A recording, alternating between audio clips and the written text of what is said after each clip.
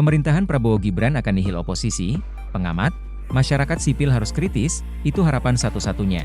Pengamat menyebut peran masyarakat sipil yang kritis diperlukan sebagai penyeimbang pemerintahan Prabowo Subianto, Gibran Rakabuming Raka 5 tahun ke depan. Pasalnya, tak akan ada oposisi di pemerintahan Prabowo Gibran.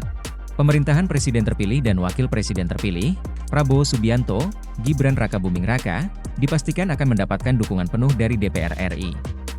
Periode 2024 hingga 2029.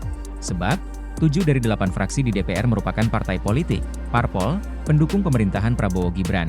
7 fraksi itu diantaranya Gerindra, Golkar, Partai Kebangkitan Bangsa, PKB, Demokrat, Nasdem, Partai Amanat Nasional, PAN, dan Partai Keadilan Sejahtera, PKS.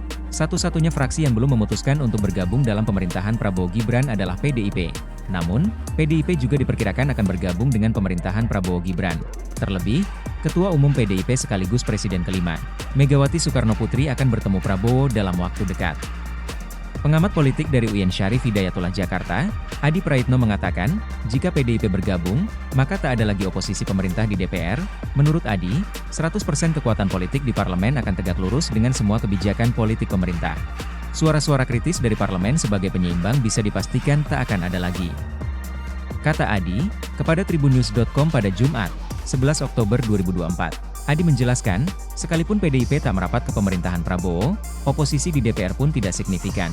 Karena 84% Kim, Koalisi Indonesia Maju, plus itu menguasai kekuatan politik parlemen, ujarnya.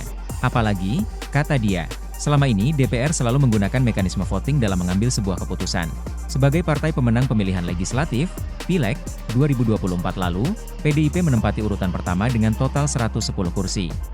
Namun, tak sebanding dengan jumlah keseluruhan kursi dari partai yang tergabung di Kim Plus, yakni 470 kursi. Karenanya, Adi mendorong civil society alias kelompok masyarakat sipil seperti mahasiswa, aktivis, organisasi kemasyarakatan, pegiat demokrasi hingga guru besar, tetap kritis sebagai penyeimbang pemerintah. Download Tribun X sekarang, menghadirkan lokal menjadi Indonesia.